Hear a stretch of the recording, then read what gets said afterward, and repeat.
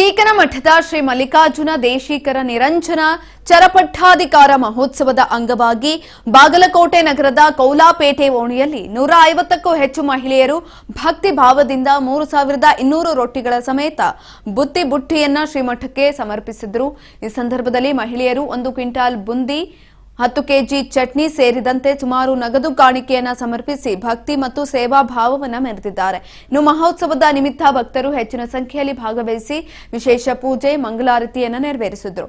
ಕೌಲಪೇಟೆ ಮಹಿಳೆಯರ ಈ ಅಪರೂಪದ ಸೇವೆ ಮತ್ತು ಸಮರ್ಪಣೆಗೆ ಭಕ್ತರಿಂದ ಪ್ರಶಂಸೆ ವ್ಯಕ್ತವಾಗಿದೆ।